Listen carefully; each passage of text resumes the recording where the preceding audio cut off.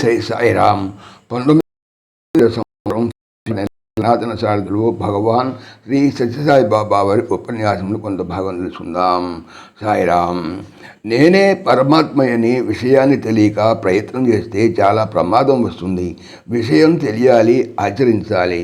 వివేకం, విజ్ఞానం వీటితో విచారణ చేసి దాన్ని అనుభవించినప్పుడే దాని తత్వం నేనే తాను, తానే నేను అని తెలియగలదు. వేషభాషలతో ఏమాత్రం సాధ్యం కాని పని ఇది. సర్వసామాన్యంగా బయట ప్రయత్నములతో ఈ ఆనందం అందుకోలేము. ఒక కథ ఉంటున్నది. ఒక గ్రామంలో ఒక వ్యక్తికి అజీర్ణం వల్ల ఒళ్ళు జబ్బు చేసింది. ఎంత వైద్యం చేసినా లాభం లేదు. అప్పుడు ఒక మహనీయుడు అక్కడికి వచ్చి చేరినాడు. నాయనా, నీకు అజీర్ణం కాదు, చూడు, ఇది కన్నుల జబ్బు కాబట్టి ఒకటే రంగును చూస్తుంటే నీకు గుణమవుతుందన్నాడు. ఆ వ్యక్తి ధనవంతుడు కాబట్టి ఎక్కడ చూసినా ఒకే రంగు కొట్టమన్నాడు. పూర్వం అష్టగ్రహ కూటమి ఏర్పడినప్పుడు బ్రాహ్మణులంతా మంచి అవకాశం దొరికింది. అదే మాదిరిగా ఇప్పుడు రంగు పూసే వాళ్ళకు అంతా మంచి అవకాశం చిక్కింది. కాబట్టి టౌన్లో ఉన్న వాళ్ళంతా కూడా పిలిపించుకున్నారు. ఆ మహనీయుని ఆజ్ఞను పురస్కరించుకొని ఇండ్లకు, చెట్లకు, గుట్లకు ఎక్కడ చూసినా గ్రీన్, సినిమా కోట్లకు అన్నిటికీ గ్రీన్ కలర్ కొట్టించాడు. కొన్ని రోజుల తర్వాత ఆ మహనీయుడు ఆ ఊరికి తిరిగి వచ్చాడు. ఎక్కడ చూసినా ఒకటే కలర్ ఉంది. ఏమని అడిగితే ధనవంతుని ఆజ్ఞ అన్నారు. ఆ ధనవంతుని దగ్గర పోయి అడిగితే మీ ఆజ్ఞ అన్నాడు. నాయనా, ఇన్ని రంగు తీసి కొట్టడానికన్నా నీ కండ్లకు 4 అణాలు ఇచ్చి ఒక పచ్చని అర్థం వేసుకోకూడదా అన్నాడు అతను. కాబట్టి మన దృష్టిలో బ్రహ్మతత్వం ఉన్నప్పుడు సృష్టిలో సమత్వమును మనం చూడవచ్చు. అది లేక ఎవరికి సాధ్యం చెప్పండి? అందరూ సమానమని చెప్పవచ్చు కానీ భేదభావములు లేదనవచ్చు. కానీ ఇది వ్యక్తిత్వముగా అనేటువంటి మాటలే తప్ప శక్తి స్వరూప భావం కానేరదు. చూడండి, కొన్ని విషయములను యోచిస్తే చాలా దిగ్భ్రాంతి కలిగిపోతుంది. సత్యాన్ని పలకాలి, ధర్మాన్ని ఆచరించాలి. ఇది ఒక్కొక్క సమయంలో సాధ్యం కాదు. అనుద్వేగకరం వాక్యం సత్యం ప్రియం హితం అన్నారు. సత్యం అంటే ఇతరులకు భేదము, బాధ, హింసగా లేనిదే సత్యం. కొన్ని పరిస్థితుల్లో సత్యం చెప్పుతూ శబ్దమును మారుస్తేనే కార్యస్థితి కలుగుతుంది. మహాభారతంలో పాండవులను చంపివేయడానికి అశ్వత్థామ వెతుకుతున్నప్పుడు పాండవులను రక్షించే నిమిత్తమై ఒక యుక్తి చేశాడు కృష్ణ పరమాత్మ.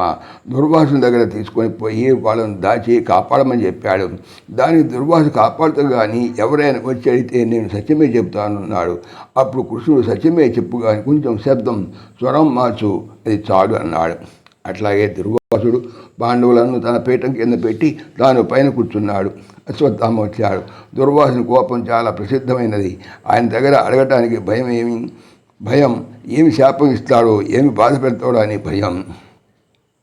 అలాంటి సమయంలో అప్పలా చాలా వినయ విశ్వాసంతో స్వామి, పాండవులు ఎక్కడ ఉన్నారు అని చాలా భయపడుతూ చాలా వినయ విశ్వాసంతో అడిగాడు. ఎక్కడ ఉన్నారా? ఇక్కడ ఉన్నారా అనగా ఎక్కడ ఉన్నారా? నా కింద ఉన్నారా అని కోపంతో చెప్పినాడు.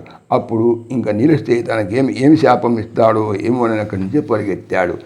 ఆ రీతిగా కొన్ని సమయాల్లో రక్షణ కోసం కొన్ని శబ్దముల స్వరం మార్చాలి. అంత మాత్రము క్రోధమని, ద్వేషమని భావించడానికి వీలు లేదు. కుచేలునికి పరమాత్మ విషయములను అనుభవిస్తేనే అర్థమవుతుంది. నీళ్లలో దిగిన తర్వాతనే లోతు తెలుస్తుంది. తింటేనే రుచి తెలుస్తుంది. ఊహాగానం వల్ల పదార్థమిక యథార్థం తెలియదు. ప్రతి దాన్ని అనుభవించాలి, అప్పుడే ఆనందం అందుతుంది. సశేషం. సమస్తలోకాః సుఖినో భవంతు. సమస్తలోకాః సుఖినో భవంతు. సమస్తలోకాః సుఖినో భవంతు.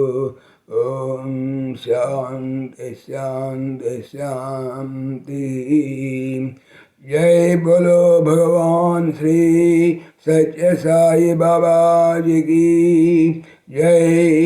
जय साई राम. जय जय साई राम. ఆత్మీయులకు మనవి, ఈ ఛానల్తో పాటుగా లెరన్ భగవద్గీత, లైవ్ గీత అనేటువంటి భగవద్గీతకు సంబంధించినటువంటి ఛానల్ను స్వామి నా చేత చేస్తున్నారని మీకు తెలియజేపడుతున్నాను.